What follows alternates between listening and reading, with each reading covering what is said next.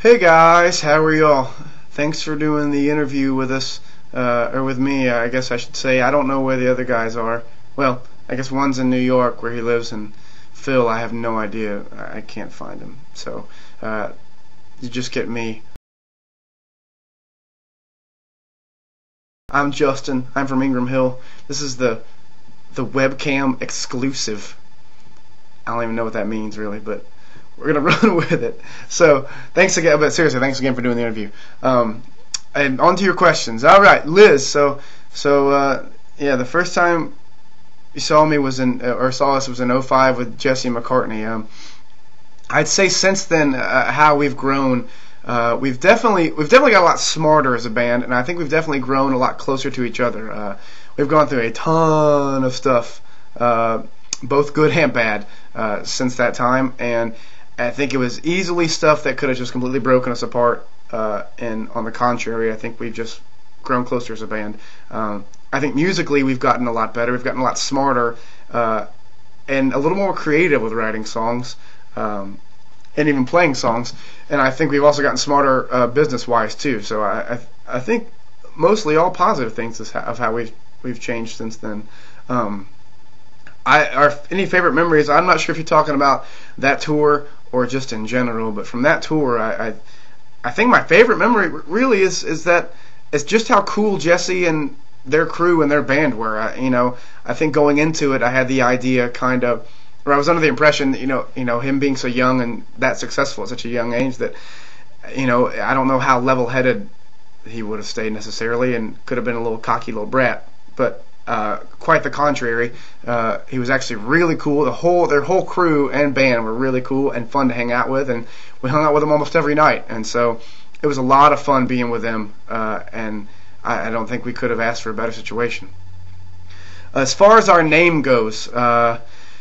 How we came up with it? It came from an exit sign in northern Mississippi on Highway 78 called Ingram's Mill. Unfortunately, when I was remembering the name, I remembered it as being Ingram Hill, and so it wasn't. We'd already made booked shows, printed the flyers and the T-shirts and the whole nine before somebody asked us where we got the name from, and I told them, the exit sign in Mississippi, and they said. You're an idiot. That's Ingram's Mill. You've essentially named yourself after nothing. And at that point, we just stuck with it. So who knows? Maybe it was a good or bad thing. I'm not sure. If I went to the mall right now, I think the first thing on my shopping list, really probably the only thing right now on my shopping list, would be a new pair of shoes. I'm in dire need of Chuck Taylors, some new Chucks, and I just haven't gone to do it. I want to say it's laziness, but really it's probably that and maybe this goes about being lazy too, but I don't want to have to break in a new pair. Like, there's nothing worse than brand new Chuck Taylors when they're just shockingly white, and it makes you look kind of square when you're wearing a new pair of Chucks, and they're just so much better when they're dirty, and mine are already dirty. Now they have holes in them, and they're really worn out, but I just don't want to have to go break in a new pair, or at least dirty them up. I think that's basically what it boils down to. As far as movie music montages, I really wish I would have written the soundtrack to Braveheart. I don't have any experience writing classical music. I'm pretty sure I couldn't even do it right now. But if I could have, there's no doubt. I love that soundtrack like a ton. Maybe one of my favorites of all time. So I really think I would have liked to have written that one. Maybe someday. We'll have to work on that. As for on YouTube, our cover songs. I don't know which one is my favorite. Maybe the With You and from Chris Brown is my favorite because it was the first one. I'm not sure. They're all kind of meant to be. It's kind of funny. Because they're kind of out of the box and different, and we're just trying to think of basically what's the most ridiculous thing we could do and possibly make it sound halfway decent. And so that's kind of what we do. It's kind of a joke, but what's funny, what cracks me up is like the real fans of these artists that we're covering get like really offended when they don't feel we do their songs quite justice. And are not quiet about telling us about it. Like, you guys suck, or you're a terrible singer, or you do this completely all wrong. Apparently they have missed out on the entire joke and the entire point of it, which is, maybe to make somebody smile and quite possibly laugh, because that's pretty much what we're doing the whole time. I mean, really, can you really take me seriously singing I Need You, Boo? Really? How many people do you think I call Boo? Anyway, if we're going on a road trip and can bring one guest, my wife? That's the right answer, correct? I'm just kidding. Love you, baby. The craziest thing to happen to me in the last 24 hours, I'm not sure.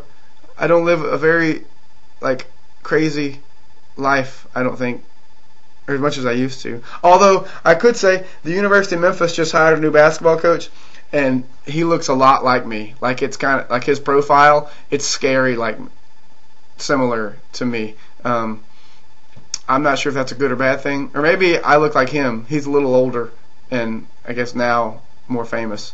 But we look a lot alike. Look him up. He's Josh Pastner. Especially look at a profile picture of him. And look at a profile picture of me. Look. Profile. Now go check him out. It's crazy. And my favorite word, I don't think my favorite words are okay to be said in an interview, especially to be rebroadcast on public airways. Hey, somebody just sent me a text. Oh, that's my buddy Curtis Peoples. Sorry. And I really don't think that I don't know if I have any favorite clean words, which is probably bad, but we'll just leave it at that. I don't want to get myself in any more trouble. And if a tree fell in the woods, would it make a sound? And nobody was there to hear it, would it make a sound? That definitely would make a sound. Scientifically, it absolutely makes a sound. Just because nobody's there to hear it doesn't mean it doesn't make one. It would be as though if I was not home and my guitar fell off of the wall, it would make a sound. It just wouldn't be loud enough for anyone to hear it, especially me, which would then make me cry a lot, because I would have had a guitar fall off the wall, probably breaking it, and that would upset me. But it would still make a sound, even if I wasn't here to hear it. Yeah, so thank you so much for doing the interview. We do have stuff coming up. We're working on a new record right now, and we're doing some tour dates a little bit in the in-between. And so if we don't see us then in some of these in-between ones, hopefully when we have our record out, we will see you then. Thank you so much for doing the interview. I appreciate all your viewers for watching it. I hope it didn't bore anybody to death. And maybe we'll see all of you out soon. Thanks again, y'all.